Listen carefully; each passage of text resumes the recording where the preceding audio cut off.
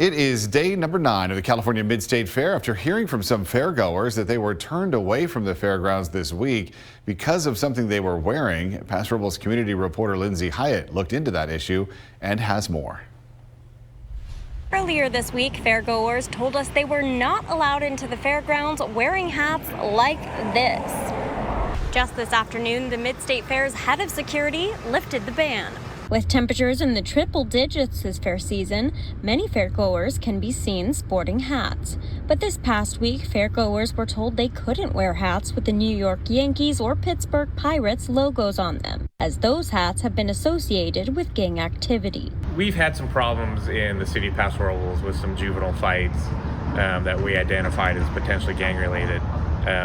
During the fair, things usually tend to escalate because you have a lot of people all in one place. There were some fights involving juveniles before and during the fair, and those were identified as potential gang-related. Commander Renner said those juvenile fights outside the fairgrounds led to the hat ban. This is why we kind of stepped up the recommendations as to trying to get gang indicia, clothing, identifiable features out of the Mid-State Fair just for everybody's safety. While the Mid-State Fair has their own security team inside the fairgrounds, Paso Robles Police Department has jurisdiction outside the fair. Working in conjunction with the Paso Robles PD, they ask us to look for certain things. We did. We enforced that. It's not so much about gang affiliation as it is about people trying to cause problems on the grounds. In enforcing the ban, Kafuri said they found there was no issue with activity on site. As I was inquiring about the policy on Thursday, security lifted the ban.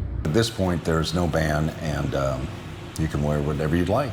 For those concerned about safety at the fairgrounds, Kafuri assured me law enforcement from every agency in the area will have a strong presence there. We do have every law enforcement agency on grounds, and so we like to think this is the safest place in the county right now. While those hats are now allowed onto the fairgrounds, guests can find a list of other prohibited items on the California Mid-State Fair website. In Paso Robles, Lindsay Hyatt, KSBY News.